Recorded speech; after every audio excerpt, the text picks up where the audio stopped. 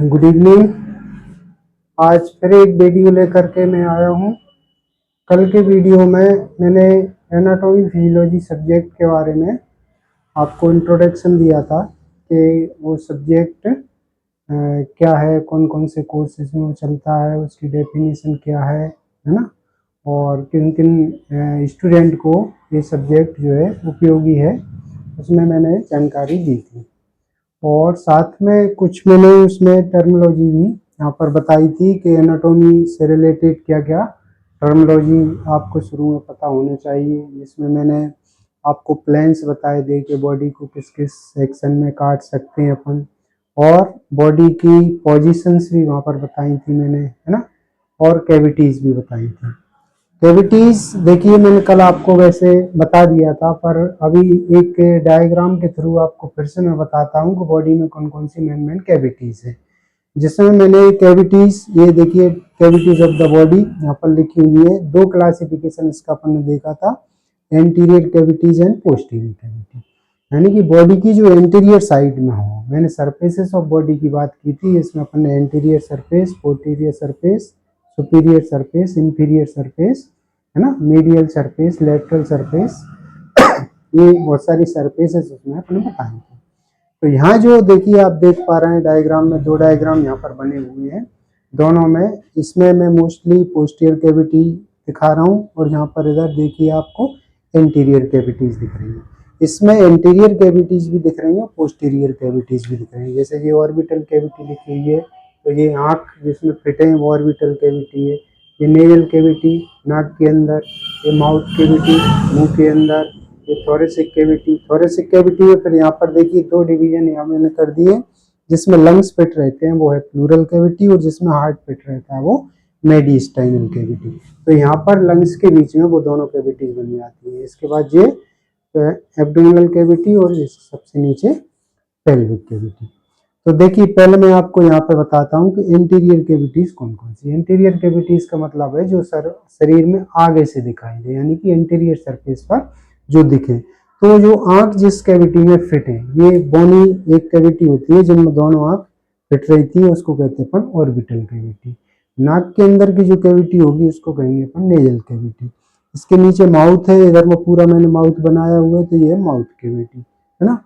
फिर ये पूरी थोरेसिक कैविटी, देखिए पूरी को अगर अपन देखें तो पूरी को कहते हैं अपन थोरेसिक कैविटी। पर थोरेसिक कैविटी में दो ऑर्गन है, यहाँ पर लंग्स अलग कैविटी में और हार्ट अलग कैविटी में। तो जो लंग्स जिस कैविटी में होते हैं उनको अपन कहते हैं प्लूरल कैविटी, और हार्ट भी जिसमें रहता है उसको कहते हैं मेडिस्टाइनल कैविटी। उसके नीचे ये सबसे बड़ी जो कैविटी है जिसमें सारे डाइजेस्टिव ऑर्गन्स फिट हैं, इसको कहते हैं पूरे को एब्डोमिनल कैविटी। और इसके नीचे छोटी सी कैविटी होती है पेल्विस के अंदर, ये जो सिरोनी होती है पेल्विस होता है, उसमें ये कैविटीज मिलती है। मेल में अगर स्पेशली देखें तो उसमें यूरिनरी ब्लैडर रहता है, फीमेल में उसके इंटरनल जेनाइटल ऑर्गन्स रहते हैं। जैसे वेजाइना का पार्ट रहेगा, उसके अंदर यूट्रस रहेगा, फेलोपियन ट्यूब रहेंगी, ओवरीज रहेंगी, वो सब इस पेल्विक कैविटी के अंदर। तो जो आगे से सारी जो दिखाई दे रही है वो सबको कहेंगे अपन एंटीरियर कैविटीज। अब देखिए इस डायग्राम में मैंने स्पेशली एंटीरियर तो दिख ही रही है, उसमें साथ में मैंने पोस्टीरियर कैविटी भी यहाँ पर दिखाई है। पोस्टीरियर का मतलब है जो पीछे की सरफेस है, यानी कि पोस्टीरियर सरफेस पर दिखे। तो जो क्रेनियल कैविटी, जो क्रेनियल बोन से बनी होती है, इसके अंदर ब्रेन फिट रहता है, तो ये मोस्टली किधर से दिखती है, पोस्टीरियर साइड से। इस चीज को अपन कहेंगे पोस्टीरियर कैविटी, और इससे ही जुड़ी हुई है पूरी स्पाइनल कॉर्ड। स्पाइनल कॉर्ड जिस कैविटी में रहती है उसको कहते हैं अपन स्पाइनल कैविटी। ये वर्टिब्रल कॉलम के अंदर पूरी सिचुएटेड रहेगी। तो ये मैंने इस डायग्राम के द्वारा ये दोनों क्लासिफिकेशन कैविटीज का यहाँ पर बताया हुआ है, इंटीरियर कैविटीज है, पोस्टीरियर कैविटीज। वैसे नाम मैंने कल भी बता दिए थे, पर आप डायग्राम के थ्रू इसको बहुत अच्छे से यहाँ पर समझ पा रहे होंगे। इंटीरियर कैविटीज बिल्कुल क्लियरली यहाँ पर दिख रही हैं, पोस्टीरियर इसमें दिख रही है, इसमें इंटीरियर भी दिखाई दे रही है। इसके अलावा एक टर्म और यहाँ पर बहुत इम्पोर्टेंट होता है एनाटॉमी को पढ़ने से पहले, कि आपकी जो ह्यूमन बॉडी है अगर उसमें मूवमेंट ना हो तो फिर अपनी बॉडी में जो दैनिक क्रिया है वो नहीं हो सकती। तो दिन भर में अपन बहुत सारी गतियां करते रहते हैं और दिन के सारे काम को निपटाते हैं। तो एक काम काज करते समय या अपने जो भी वर्किंग के काम है, अपन बहुत सारे मूवमेंट वहाँ पर करते हैं। तो इसमें इम्पोर्टेंट जो जो भी मूवमेंट होते हैं उनको मैं अभी यहाँ पर लिस्टेड करता हूँ, आपको बताऊंगा कि बॉडी में कौन कौन से मूवमेंट हो रहे हैं जिनसे अपन गतियाँ कर पाते हैं और अपने दैनिक कार्यों को संचालित करते हैं, है ना।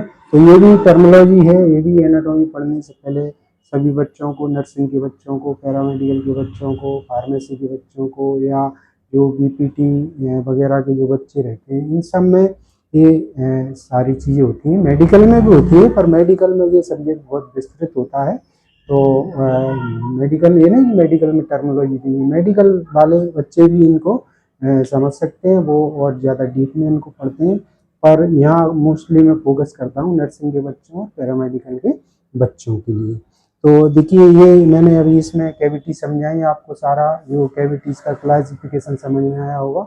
अब बात कर लेते हैं अपन बॉडी में होने वाले कुछ मूवमेंट्स की। तो देखिए, मूवमेंट्स को मैं लिस्टेड करता हूँ, आपको मूवमेंट नाम भी यहाँ पर बताऊंगा और उनका एक्शन भी मैं करके बताऊंगा कि कौन सा मूवमेंट कैसे बॉडी के अंदर हो रहा है। तो अभी मैं नाम लिखता जाता हूँ और एक एक करके उसको एक्सप्लेन करता जाऊंगा कि कौन सा मूवमेंट कैसे हो रहा है ना। तो सबसे पहले कल मैंने जब आपको जो पोजीशंस बताई थी कि अपन एनाटॉमिकल पोजीशन में खड़े होते हैं, तो एनाटॉमिक पोजीशन में खड़े होकर के अपन सारी गतियों को कर सकते हैं।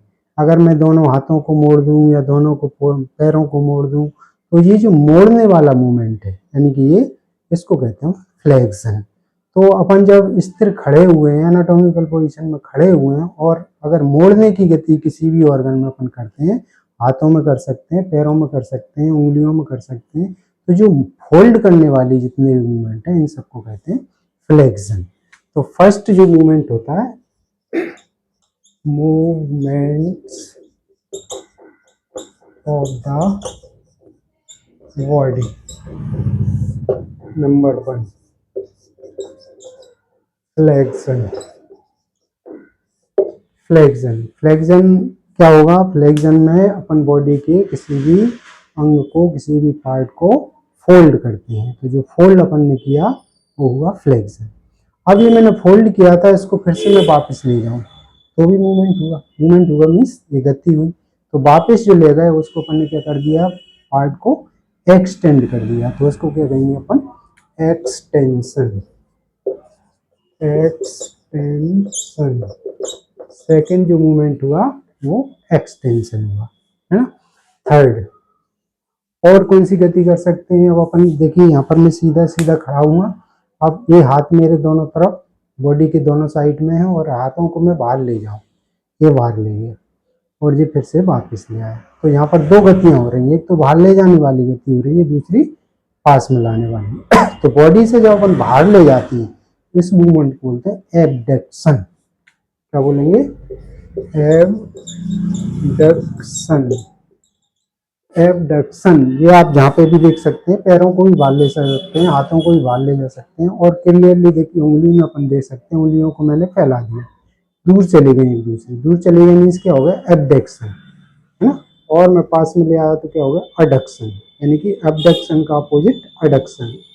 एबडक्शन अडक्शन, एबडक्शन अडक्शन, तो ये दो गतियां यहाँ पर होंगी। पहले क्या किया अपन ने, एबडक्शन, और का उल्टा क्या हो जाएगा, अडक्शन, तो उसका अपोजिट मूवमेंट हो गया अडक्शन। तो ये चार गतियां सबसे ज्यादा बॉडी में होती रहती हैं, तो ये चौथी गति। इसके अलावा और क्या कर सकते हैं अपन, उस ऑर्गन को जो है अपन गोल गोल भी घुमा सकते हैं, यानी कि इस हाथ को मैं ऐसे गोल घुमाऊं, जैसे क्रिकेट की जो बॉलिंग करते समय जो हाथ में मूवमेंट होगा, वो जॉइंट पे सारा एकदम सर्किल में मूवमेंट हो रहा है, सर्किल में मूवमेंट हो रहा है, इसका मतलब है वो सरकमडक्शन। तो उस गति को क्या कहेंगे, सरकमडक्शन। तो ये पांचवा मूवमेंट यहाँ पर देखने को मिलेगा अपन को, सरकमडक्शन। और कौन सा मूवमेंट कर सकते हैं अपन, गर्दन देखिए, मैं सीधा खड़ा हो गया, गर्दन को मैंने घुमा दिया, ये क्या हो रहा है, ये रोटेशन, रोटेट कर रहे हैं अपन, है ना, घूर्णन कर रहे हैं यहाँ पर। तो ये अपन घूर्णन वाली जो गति करते हैं उसको बोलते हैं रोटेशन। रोटेशन देखिए, अब अभी हाथ ये मैं ऐसे किए हुए, मैंने हाथ आगे ले आया और हाथ को मैं ऐसे भी घुमा सकता हूँ, देखिए वो तो रोटेशन ही रहा, पर ये रोटेशन में दो गतियां हो रही हैं, एक बार मैं हाथ को अंदर की तरफ ले जा रहा हूँ और दूसरी बार हाथ को मैं बाहर की तरफ ले जा रहा हूँ। अंदर की तरफ मतलब मिड लाइन की तरफ ला रहा हूँ तो ये होगा मीडियल रोटेशन, और इसी को मैं अपोजिट साइड में ले गया बाहर की तरफ तो lateral rotation. Medial rotation, lateral rotation. Rotation किस टाइप का होगा? दो टाइप का होगा। यहाँ पर अपन मीडियल साइड में करेंगे तो मीडियल रोटेशन, और लेटरल साइड में करेंगे तो lateral rotation. Medial rotation and lateral rotation. Rotation हो गया। देखिए यहाँ पर सरफेस के अकॉर्डिंग भी दो अपन नाम दे सकते हैं इसको। जब मैंने हाथ ऐसे सीधे किया था तो मेरी जो पाम थी वो ऊपर थी। तो कल मैंने जब पोजीशन बताई थी कि कोई भी आपका जो फेस है या बॉडी की जो इंटीरियर सरफेस है उसको अपन अपर साइड में नहीं, अपर अपवर्ड कर दें, ऊपर की तरफ कर दें, तो उसको बोलते हैं अपन सुपाइन। और इस पोजीशन को क्या बोलेंगे? सुपीनेशन। यानी कि जो मैंने गति की उसमें ये मैंने मीडियल रोटेशन से जब लेटरल रोटेशन किया तो हाथ कैसा हो गया? सुपीनेशन हो गया। तो इसको अपन क्या कहेंगे? सुपीनेशन। सुपीनेशन। अगर इसको मैं उल्टा मूवमेंट कर दूं यानी कि मीडियल रोटेशन से इसको मैं लेटरल रोटेशन में ले जाऊं, यानी कि ये अभी किधर लाया था? ये बाहर लाया था लेटरल। अब मैंने फिर से मीडियल कर दिया। मीडियल कर दिया तो देखिए मेरी पाम कहाँ चली गई? नीचे चली गई। तो मैंने पोजीशन बताया था सुपाइन का अपोजिट होता प्रोन। तो जब अपन उल्टी पोजीशन कर देते हैं तो उसको बोलते हैं प्रोन। तो प्रोन की जो गति हुई उसको क्या कहेंगे? प्रोनेशन। प्रोनेशन। ठीक है, तो ये प्रोनेशन हो जाएगा। अब देखिए और भी बहुत सारी गतियां यहाँ पर हो सकती है। जैसे पैर में अपन करें, पैर का जो तलवा रहता है या ये मैं हाथ में करूँ यहाँ पर, है ना, तो ये इसको कहते हैं पाम और इसको कहते हैं डोर्सम। तो अपन डोर्सम को ऊपर लाएंगे तो हो तो फ्लेक्शन रहा है पर किधर हो रहा है? डोर्सम की तरफ। तो इसको कहेंगे डोर्सी फ्लेक्शन। पैर में भी ऐसे ही कर सकते हैं। नीचे उसका प्लांटर सरफेस है और ऊपर वाली डोर्सम ऑफ फुट है। तो अगर अपन ऊपर वाली सरफेस को फोल्ड करें तो फ्लेक्शन हुआ, पर किधर हुआ? डोर्सन की तरफ। तो इसको कहते हैं डोर्सी फ्लेक्शन। क्या बोलेंगे? डोर्सी फ्लेक्शन, है ना। अब इसी को अगर मैं सीधा करके पाम की तरफ ले जाऊं, ये तो पाम की तरफ जा रहा है तो क्या हो जाएगा? Palmar flexion. या पैर में करेंगे तो प्लांटर फ्लेक्शन। तो कौन सा मूवमेंट हो जाएगा? Palmar flexion. और पैर में करेंगे इसी को तो क्या कहेंगे?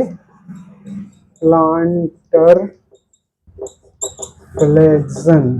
Plantar flexion. तो ये भी एक मूवमेंट हो गया यहाँ पर। और क्या कर सकते हैं अपन? और भी देखिए पैर में दो मूवमेंट और यहाँ पर हो सकते हैं। उस मूवमेंट की बात करूं तो ये देखिए मेरी ये हथेली है, तो ये इस तरह से, इसको अगर मैं ऐसे घुमाऊं तो ये किधर? अंदर आएगी, अंदर। और इसको ऐसे घुमाऊं तो ये हथेली का फेस किधर जाएगा? बाहर। लेकिन ये मीडियल की तरफ आएगा तो साइड इनसाइड में आया, और लेटरल की तरफ जाएगा तो बाहर की तरफ जाएगा। तो अंदर आने को कहते हैं अपन ई।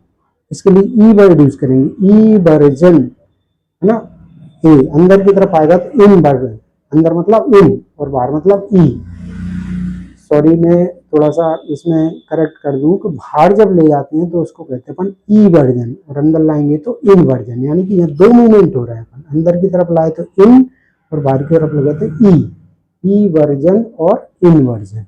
तो दो मूवमेंट और अपन यहाँ पर कर सकते हैं, ई वर्जन और दूसरा अंदर ले जाएंगे तो इन वर्जन।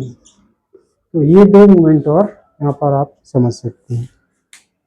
तो देखिए दोस्तों, ये जो है ये मूवमेंट जो है एनाटॉमी की एक टर्मिनोलॉजी है। जब अपन ह्यूमन एनाटॉमी की स्टडी करते हैं तो वहाँ पर ये टर्म कई बार आते हैं और अपन के सब्जेक्ट को समझने में हेल्प मिलती है। तो आज मैंने देखिए ये दो तरह की टर्मिनोलॉजी और आपको बताई यहाँ पर। एक तो कैविटीज ऑफ द बॉडी और दूसरा मूवमेंट ऑफ द बॉडी। इसके अलावा देखिए